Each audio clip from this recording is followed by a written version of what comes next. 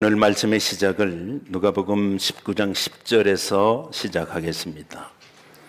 신약성경 누가복음 19장 10절 찾아서 우리 함께 읽겠습니다. 그리고 아멘 하겠습니다.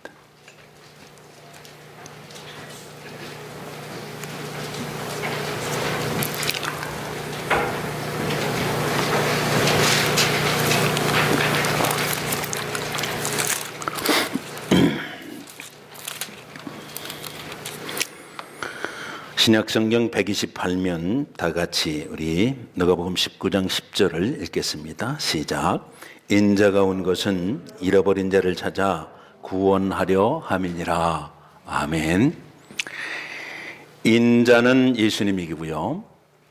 예수님이 오신 목적은 잃어버린 자를 찾아서 구원하시기 위한 목적이라는 거지요. 유대인 안에서만 아니고 이방인에게까지. 그래서 신약성경 제일 처음 마태복음, 마가복음, 누가복음을 공관복음이라 그러는데 공관복음의 별명이 각각 붙어 있습니다. 특별히 누가복음은 인자복음이라 그래요. 사람의 아들로 이 땅에 오신 예수님을 말씀하고 있습니다. 그래서 이 인자복음에만 있는 것들이 참 많습니다. 오늘 권은숙 집사님 봉독해 주신 이 말씀도 누가복음에만 있습니다. 다른 복음서에는 없어요. 우리가 아는 대로 마태복음은 사자복음이라고 그랬지요. 마가복음은 송아지복음이라고 그랬습니다. 누가복음은 인자복음이라고 그랬습니다.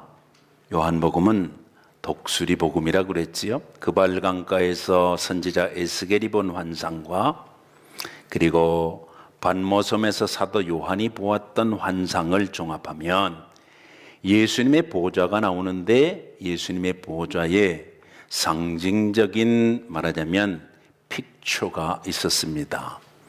여러분, imagination 상상하세요. 사자가 있었고 송아지가 있었고 사람이 있었고 독수리가 있었습니다. 그런데 그 주변에 눈이 가득했다 그랬습니다. 눈이 가득한 하나님의 보좌, 어린 양 우리 구주 예수 그리스도, 우리가 마지막에 가서 서야 될 그 흰 보좌는 눈이 가득했다 그랬습니다. 눈이 두 개밖에 없는 분, 그것도 앞에만 달린 사람들, 앞만 보지 뒤는 못 보지요. 그렇지요?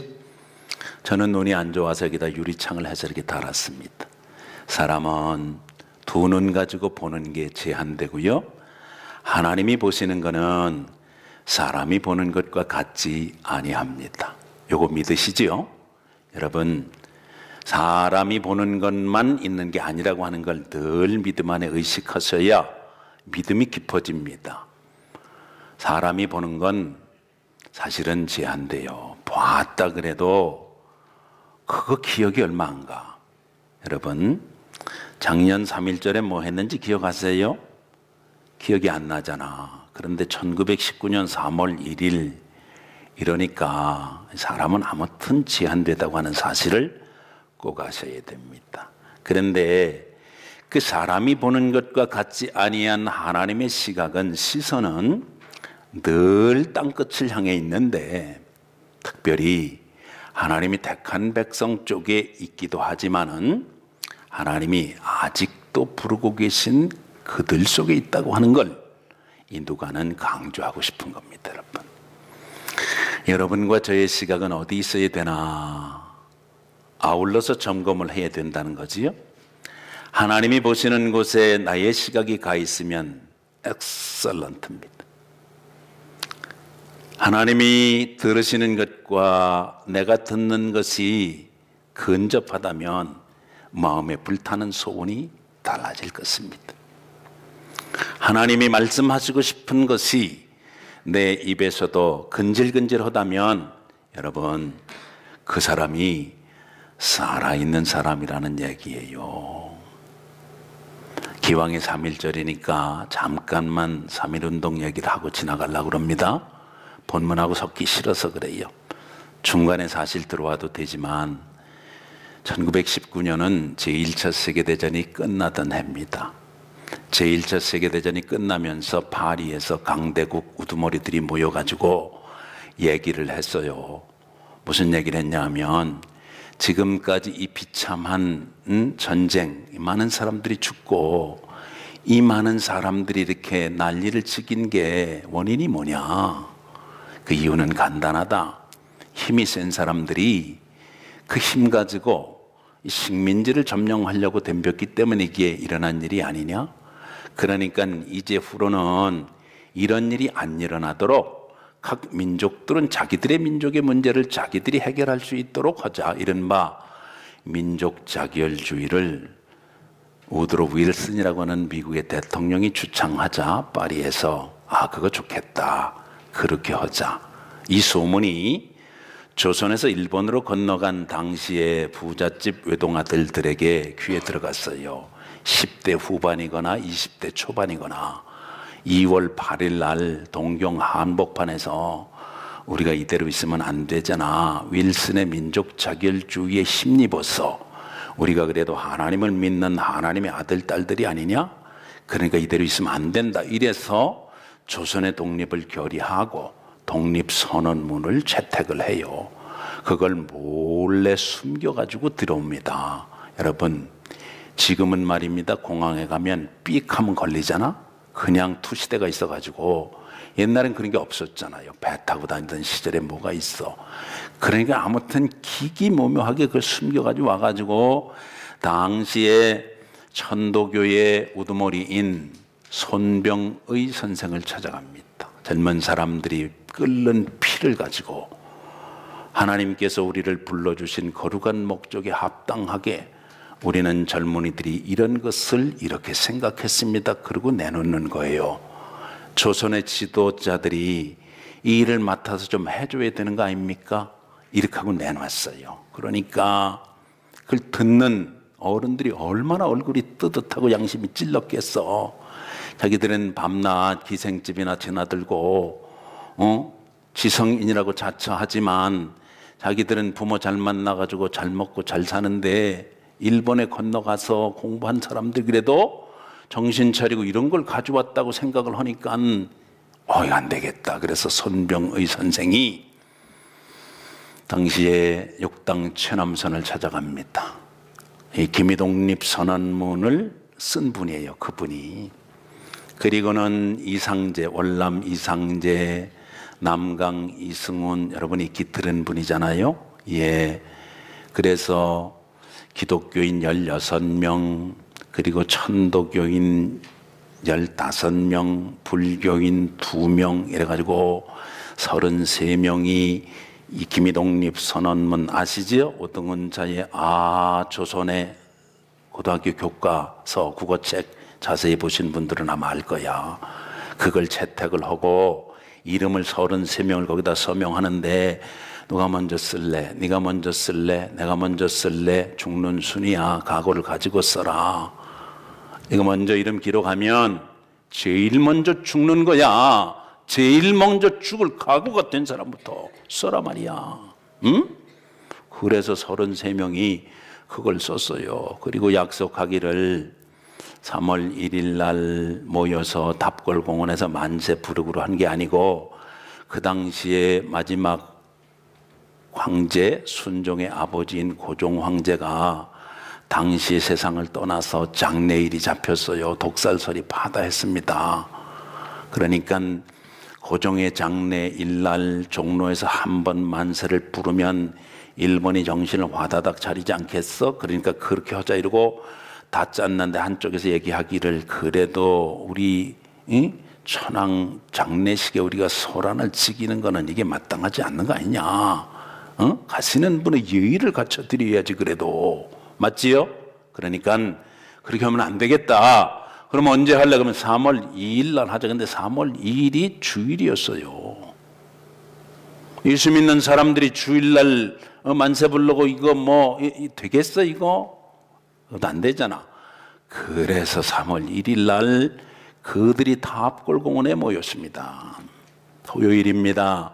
태극기를 다 만들어 가지고 어떻게 만들었겠어요? 요즘이야 여러분 태극기가 착착 인쇄가 돼서 기계로 인쇄된 게 잘 나와 있지만 돈만 주면 살 수 있지만 해외에 산다고 집이 태극기 한 장도 없는 분들 있다면 회개하세요.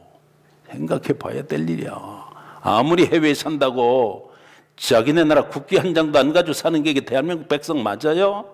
안 되지. 그거는 생각할 건 하라 그 말이에요. 제가 오늘도 김희독립선언문 읽을까 하다가 읽으면 뭐해 그러는 사람들도 있더라고. 맞아, 읽으면 뭐해. 태극기가 가슴에 없는 사람들이 뭐 하겠느냐고. 여러분 해외에 나와서 아무리 잘 먹고 잘 살면 뭐 한단 말이에요. 안 그래요? 제 말이 다소 일리가 있어요? 아멘하지 마시고 속으로 그냥 반성하시고. 예. 그 젊은 사람들이 밤을 새워가지고 그거 헌거 태극기 말이지 입고, 독립선언을 옛날에는 여러분 이렇게 하는 거예요. 이렇게 하는 거 이렇게 인쇄를 해가지고 아주 왔는데 이 어른들이 안 나타나는 거예요. 시간이 됐는데 어른들이 가만히 와서 보니까 사람들이 너무 많은 거야. 자기들은 자기네끼리 모여가지고 조용히 우리 조선의 독립이다 이것만 하고 그냥 흩어지려고 그랬는데 사람들이 너무 많으니까 야 이러면 우리가 이거 안 되는 거 아니야. 이래가지고는 당시 이 종로하고 이 광화문하고 이 만나는 그 자리에 태화관으로 갔어요. 태화관. 이 손병의 선생하고 그 태화관 마담하고 나중에 결혼하지요. 그리로 가가지고 거기서 그냥 술 먹고 뭐 이렇게 하고 그냥 흩어졌어. 사실은 종로경찰서에 전화해가지고 술 기운에 머시머시 이거 했다니까 하고는 일경한테 잡혀가고는 여러분 탑볼공원에서 모여있던 젊은이들 중에 이 젊은 학생들이 그러면 어떻게 되는 거야? 우리 인사형은 이거 어떡하고 이거 어떡하냐 이거. 우리 그러니까 이거 칼 뽑았으니까 물에도 한번 찔러야 되는 거 아니야? 이렇게선 돌리고 대한독립 만세. 누군가가 나지막하게 한마디 했는데 한 사람이 하니까 두 사람이 대한독립 만세, 네 사람이 대한독립 만세, 탑골공원에서 대한독립 만세, 자기의 고향으로 가서 대한독립 만세. 그래서 어디로 가요? 중국으로 건너가서 대한독립 만세, 아시아로 퍼져 인도로 가서 대한독립 만세. 이렇게 된 거예요. 우리만 한 거 아닙니다, 여러분. 여러분, 근데 이거 아셔야 되는 건 지금까지 여러분이 그런 얘기 많이 들으셨을 거예요. 기독교 대표들이 16명이나 거기 참여했다. 그 중에 감독이 대표적인 신석구 목사님도 거기 들어있다. 주보 1면에 써드렸습니다, 제가. 여러분, 그런데 그런 거 너무 자랑할 거 아니에요. 진짜로 만세를 불렀던 사람들은 나라가 없어서 눈물을 흘렸던 사람들입니다. 나라를 위해서 눈물을 흘린 사람들이 어린아이들이 만세 부른 거예요. 여러분 잘 아시잖아. 누가 불렀다고요? 유관순. 아시지요? 예, 유관순은 누나라고 그래. 어디 누나야? 할머니도 한참 할머니지. 어디가 누나예요? 당시 개념으로 누나지 여러분. 유관순. 여러분 유관순은 당시 이화학당 학생이에요. 고등학생이야. 고등학생 16살입니다 여러분. 예? 그의 어머니도 일경에 의해 죽었고요. 그의 아버지도 일경에 의해서 죽었어요. 병천입니다. 천안 위에 병천이 그 유관순의 고향이에요. 여러분 유명하잖아요. 병천에 뭐가 유명해? 병천? 그렇지, 순대. 자, 잡숴보셨구나. 순대로 유명한 병천 순대. 거기 고향이에요. 아우네 장태서 대한독립 만세 그러고 잡아갔어요. 잡아가서는 끝까지 여러분, 끝까지. 왜 그랬을까요? 그는 자기 몸에 아픈 걸 몰라서 그랬을까요? 어린 학생이 여러분, 그의 무릎팍이 깨지면 그는 피가 안 나올까요? 그는 눈물이 없었단 말입니까 여러분? 아니란 말이에요. 똑같은 사람이에요. 똑같은 사람.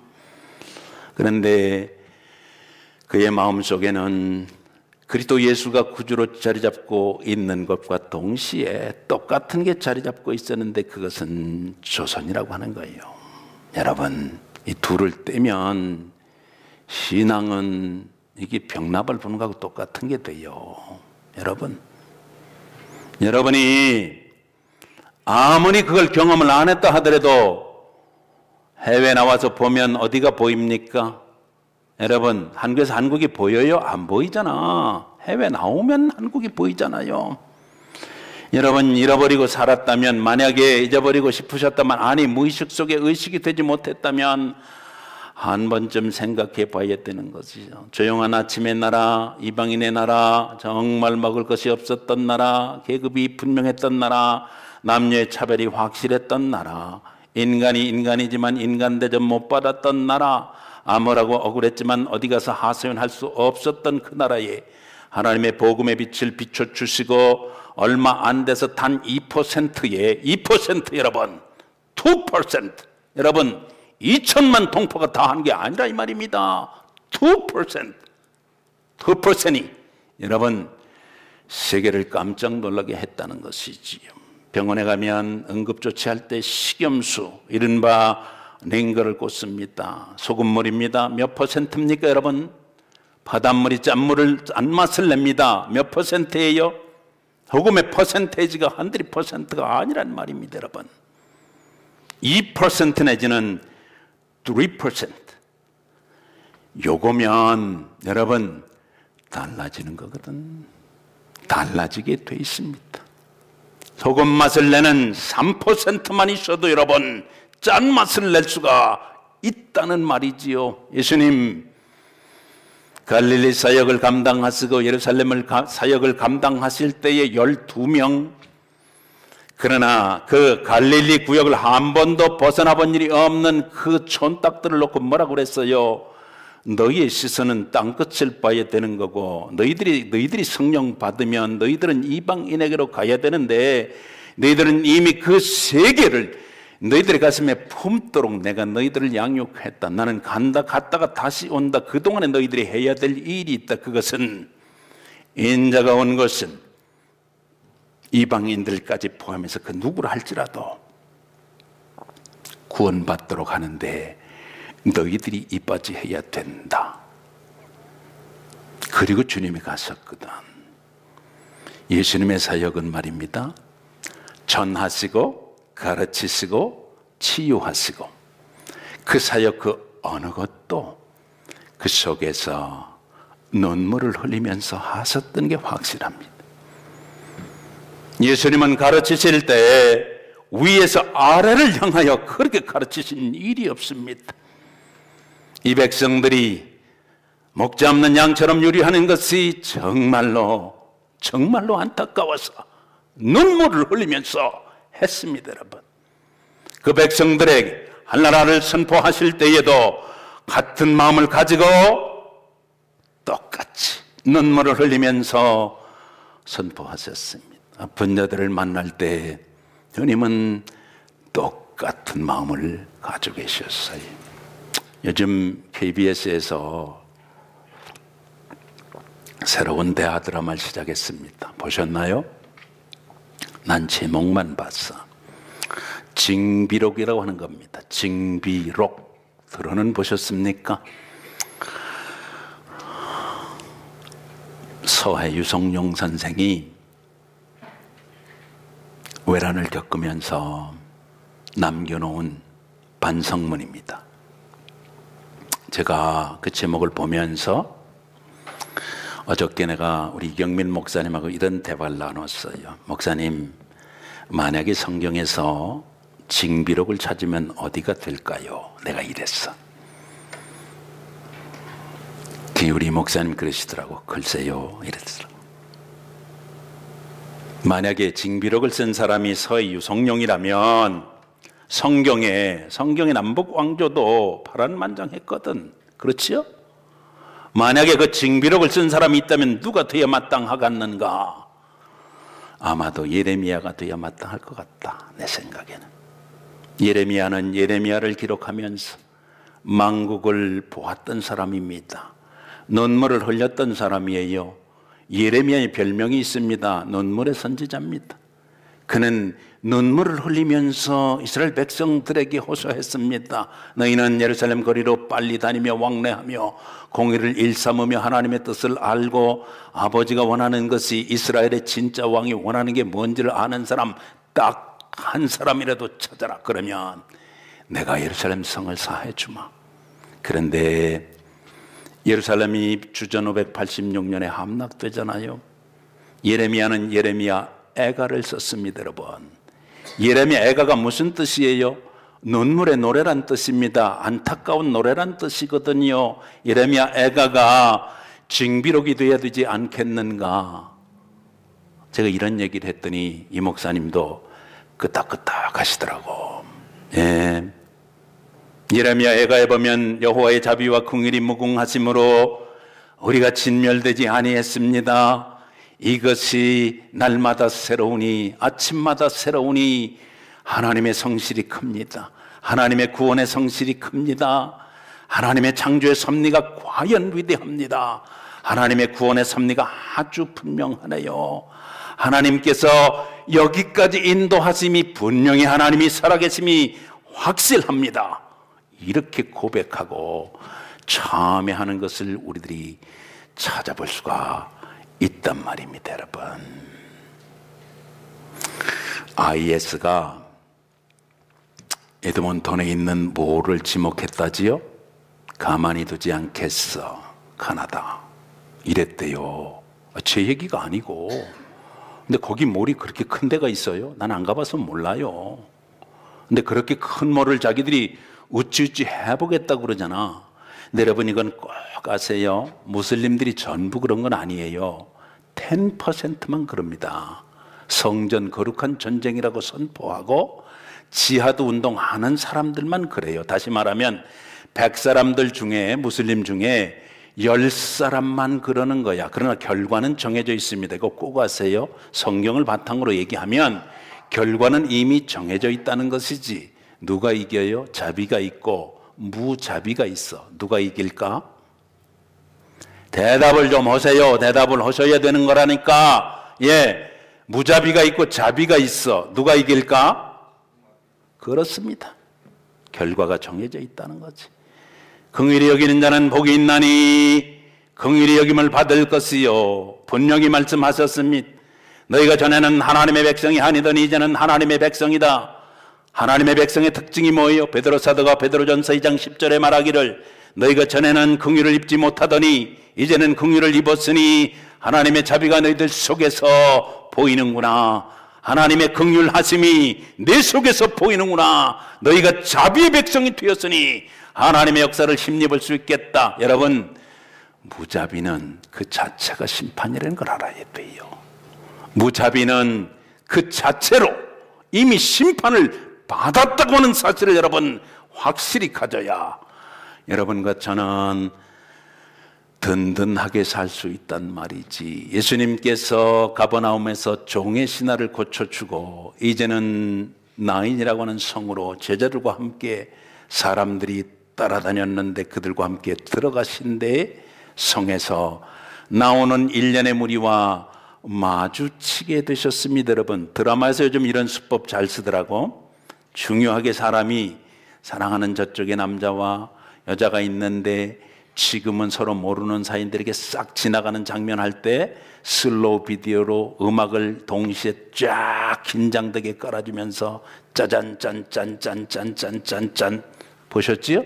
예, 드라마 기법이라니까. 똑같은 장면이 지금 나인 성문에서 벌어지고 있는 겁니다. 한쪽은 생명의 무리로 들어가는, 한쪽은 죽음의 무리로 장례 치르기 위해서 나오는 짜잔 짠짠 짠짜잔 짠짠 만났다 이 말이에요. 여러분, 이쪽은 자비가 있는 무리였고 저쪽은 자비가 없어 지금 자비가 필요한 무리들인데 이 둘이 지금 엇갈리게 생겼단 말입니다. 여러분, 그런데 누가 죽었냐면 오늘 본문에 의하면 이 나인성의 한 과부의 외아들이 죽었습니다. 과부는 누굴 과부라고 그래요? 누가 과부예요? 서방님이 먼저 죽으면 과부야. 맞지요? 근데 내가 보니까 서방님이 먼저 죽어야 되겠더라고. 자, 민년 총재를 지내신 JP 이분이 상처하셨더라고. 보니까 부인은 4살이나 어리신데 이 어른은 90이 되셔가지고 휠체어에 앉아서 눈물을 흘리면서 이쁜 샥시하고 60여 년간 살았다고 시대의 마지막 로맨티스트라고 언론들이 그렇게 보도를 하는데 나는 생각이 좀 달랐어요. 여러분, 나는 그거 보면서 그렇게 기도했어. 하나님, 기왕이면 나를 먼저 부르세요. 내가 이렇게 기도했어. 그러나 뒤에다가 내가 다른 게 있어. 그러나 내 원대로 마시고 아버지의 원대로 되길 원합니다. 내가 이랬어. 내 마음대로 되는 거야 그게. 예, 들어갑니다 여러분. 나옵니다 여러분.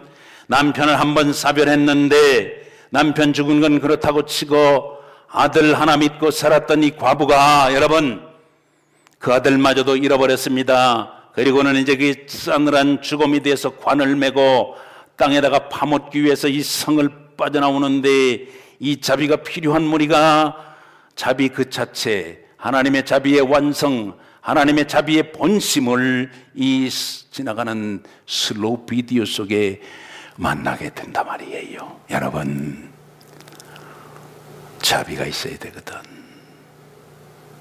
눈물이 변해서 찬송이 되려면 자비가 있어야 돼요.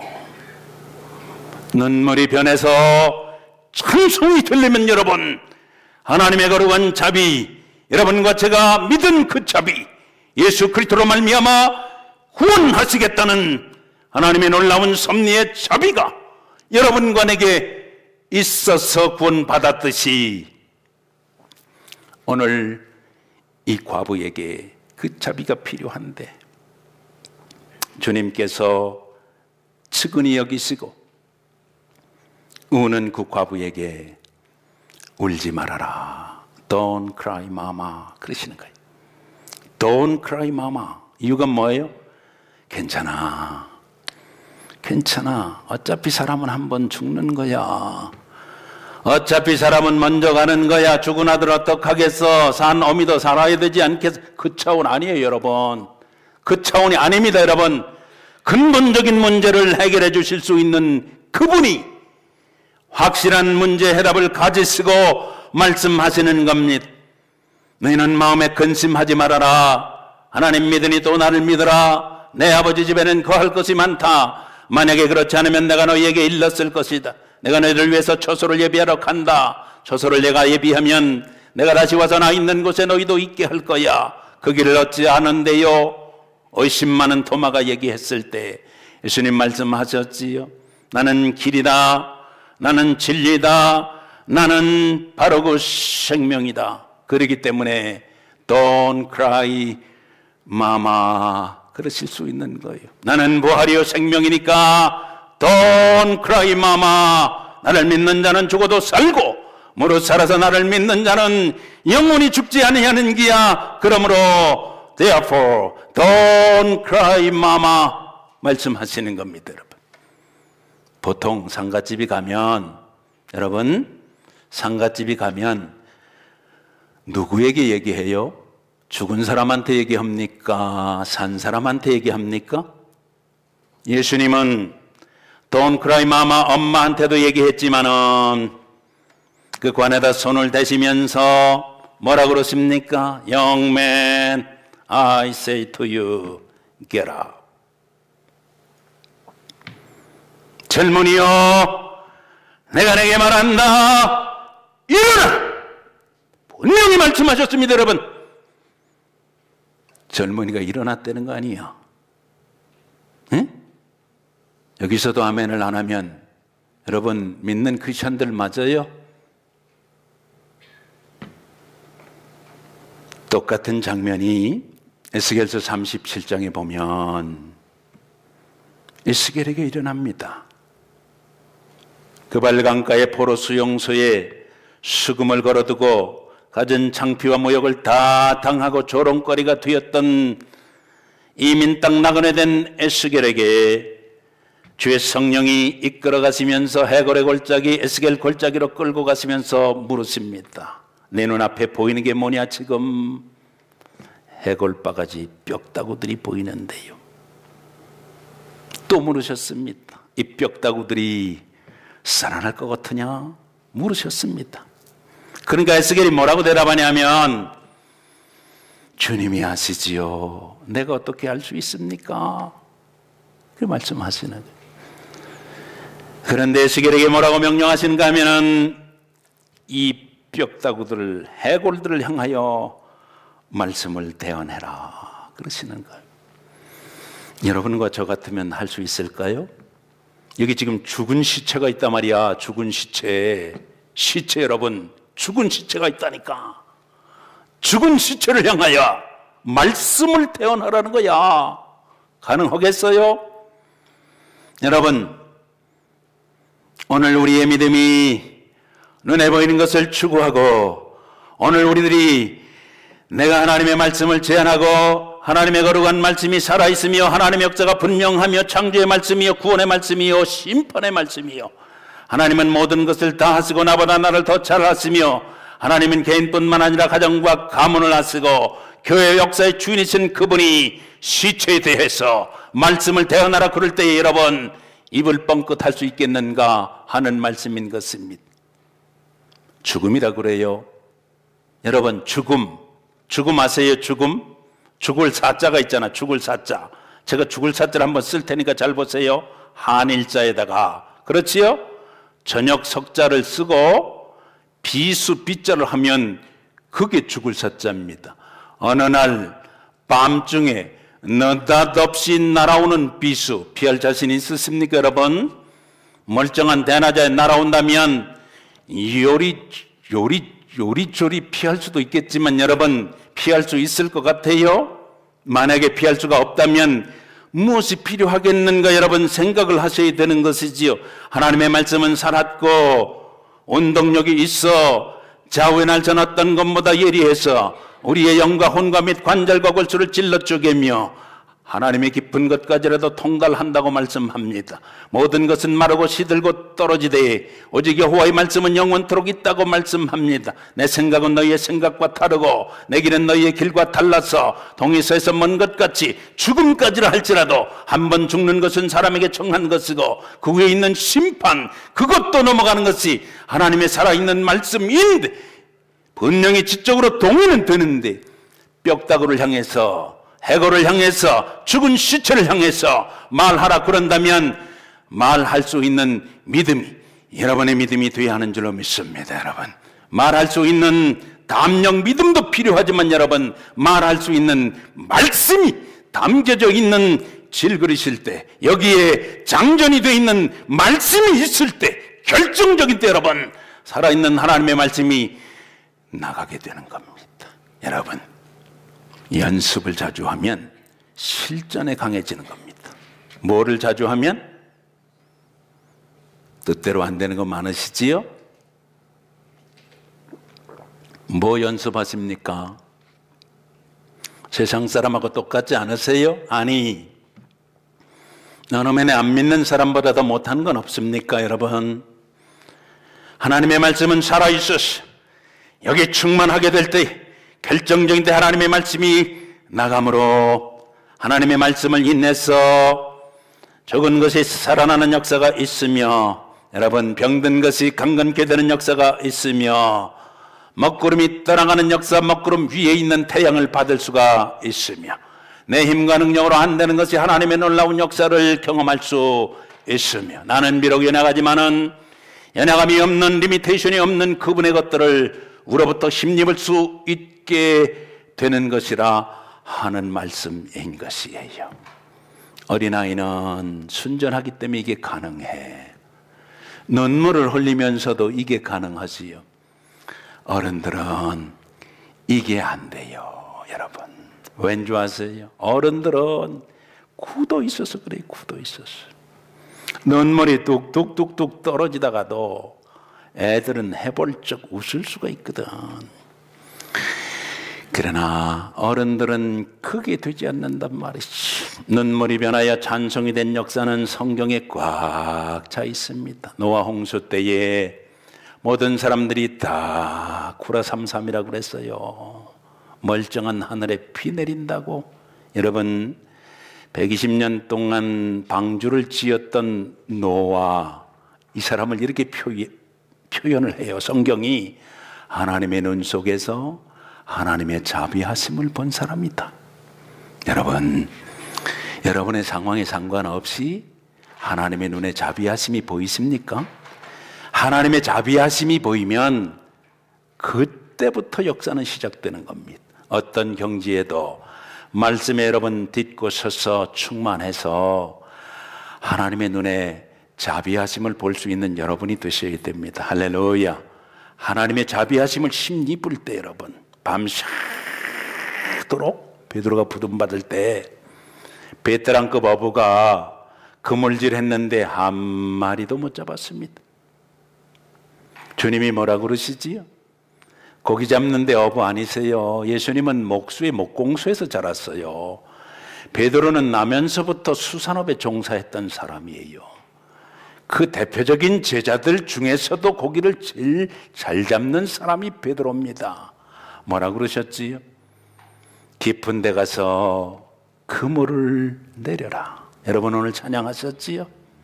주의 말씀 순종하여 깊은 데 그물 내려서 주의 역사의 기이함을 내가 보겠다고 찬송은 하지만 결정적인 때 밤새도록 아무것도 건져 올리지 못하고 심화할 한무렵에 누가 무슨 얘기를 해도 주님이 말씀하셔도 여러분 안 들릴 수 있다고 하는 사실을 아셔야 돼요. 부활하신 주님이 똑같이 또 찾아오십니다. 요한복음 21장에 보니까 자기의 옛 모습 그대로 돌아가 버린 베드로를 주님은 찾아가셨습니다. 성경을 해석할 때 이렇게 잔인하게 해석하는 분들이 있어요. 베드로가 주님을 안 버리겠다고 큰 소리 탕탕 치고 3번씩이나 계집아이 앞에서도 주님을 모른다고 그랬으니까 주님이 찾아가서 그것이 생각나도록 하기 위해서 네가 나를 사랑하느냐고 3번 물었다는 거야. 그럴듯하지요 해석이? 근데 그 속에는요 잔인함이 묻어 있어요. 잔인함이 묻어 있다니까. 성경을 해석해도 말입니다 잔인하게 해석하는 수가 있거든. 요즘 한국은 심각해. 내가 볼 때 동물 잡는 총으로 사람을 잡더라니까. 예? 동물 잡는 총으로 사람 잡으면 되겠어요? 됩니까 안 됩니까? 예? 하나님의 말씀으로 능력을 힘입으라고 그랬는데 말씀 가지고 사람 잡으면 안 되지 그것도. 아무튼 주님이 찾아오셔 가지고 물었습니다. 네가 나 사랑하느냐? 베드로가 대답 못하잖아요. 대답을 못합니다. 이번에는 주님이 오른편에다가 그물을 내려라 그렇게 말씀하십니다. 오른편에 그물을 내렸을 때 여러분 반전된 상황은 여러분이 잘 알았습니다. 여러분 그런데 재미난 거 있어요. 성경을 보실 때 이런 거 잘 보셔야 돼. 요한복음하고 사도행전하고가 이게 아주 중요한 요 경계점이거든. 예? 이제 복음서에서 사도행전으로 이제 복음이 넘어갑니다. 예루살렘, 유대, 사마리아 땅 끝으로 넘어가는데 여러분 베드로가 주님 품에서 사랑받던 제자 요한에게 물으라고 그래요. 물으라고 그럽니다. 어떻게 될 것인가를 물으라고 그래. 그러니까 주님이 이렇게 얘기를 하세요. 뭐라고 얘기를 하냐면 내가 다시 올 때까지 만약에 요한을 그냥 살려둔다 한들 그건 너하고 무슨 상관이냐 그게. 그냥 걔는 그대로 두고 너는 나를 따라오면 되는 거지. 그렇게 말씀을 하세요. 중요한 얘기입니다 여러분. 그런데 나가서 무슨 얘기가 돌았냐 하면 이런 얘기가 도는 거예요. 뭐라고 얘기가 도냐 하면 글쎄 주님이 재림하실 때까지 제가 누구예요? 반모섬에 가서 말할 수 없는 환상 가운데 마지막 때 일을 보는 요한을 얘기하는 겁니다. 십자가 위에서 부탁해서 자기 어머니를 에베소에서 모셨던 요한을 말하는 거예요. 요한은 안 데려가신대. 이렇게 얘기를 하는 거예요 여러분. 재미나지요? 이게 교회입니다 여러분. 누가 그 얘기를 했을까요 그러면? 베드로가 했겠지. 베드로가. 그치요?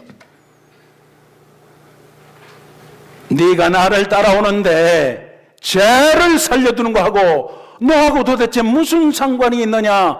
네가 다 굴기 전에 울렸던 눈물의 통곡을 네가 기억한다면 그게 너한테 그렇게 중요해? 때와 기한은 너의 영역에 있는 것이 아니고 성령이 내게 임하면 내가 권능받게 될 것이고 아버지와 아들과 성령의 이름으로 세례를 줘야 되는 것이고 내가 내게 분부한 모든 것을 지킬 때까지 가르쳐야 되는 것이 너의 책무라면 예루살렘을 벗어나서, 근데 베드로는 한 번도 예루살렘을 벗어날 생각을 안 하지요. 유대 그리고 사마리아 땅 끝까지 이르러 내 증인이 되어야 하는 건데 너는 그것을 감당하기 위해서 follow me, 네가 처음부터 가졌던 그 각오를 가지고 나를 따라오너라 라고 주님은 말씀하셨지요. 여러분, 사람이 가지고 있는 액체 가운데 가장 중요한 액체가 있지요. 피 뽑으면 다 나와. 예? 그 다음에 또 하나가 있지요. 그게 뭡니까? 땀. 그지요? 또 하나가 있습니다. 그게 뭐지요? 눈물입니다. 여러분, 목회자에게 중요한 세 가지 액이 있다면 땀과 눈물과 피이듯이 성도에게도 귀한 것이 있다면 땀과 눈물과 피인 것입니다. 예수님은 이 셋을 여러분과 나를 위해서 아낌없이 흘려주심으로 여러분과 제가 하나님의 찬송 영광이 되길 원하셔서 지금도 기다리고 계십니다. 여러분, 그런데 기독교가 하도 어수선해서 지금 짝퉁들의 입에서 짝퉁이라고 기독교가 공격을 받아요. 사이비들 입에서 참 기독교인들이 사이비라고 칭함을 받아요. 이단들 입에서 기성의 교회들이 말씀을 붙들고 있는 그들이 이단이라고 여러분 한 소리 듣고 있는 시대에 여러분과 제가 믿는 자들이 돼서 교회 안에 들어 있습니다. 사랑하는 갤거리 교회 성도 여러분, 하나님의 자비와 긍휼 때문에 여러분과 저는 구원받았잖아요. 그 근거가 뭡니까? 말씀이잖아요. 순종이 됩니까? 순종하고 계시나요? 진짜 하나님의 말씀이 살아있다면 죽음의 방향은 바뀌어서, 열심히 중요한 게 아니야. 방향이 중요해. 방향이 나오는 방향이 아니라 죽음을 묻으려고 나왔던 그 방향이 바뀌어서 다시 성 안으로 들어가서 찬양하며 영광을 하나님께 돌리며 예수 소문내며 내 일생의 의미와 나를 향한 하나님의 뜻과 하나님의 계획을 이루어드리는 역사가 있게 될 것인데 여러분과 저의 몫입니다. 감당하는 여러분 모두가 되시기를 주님의 이름으로 축복합니다. 우리 찬양하겠습니다. 반주 한번 해주시고요, 준비해 주시면 감사하겠습니다.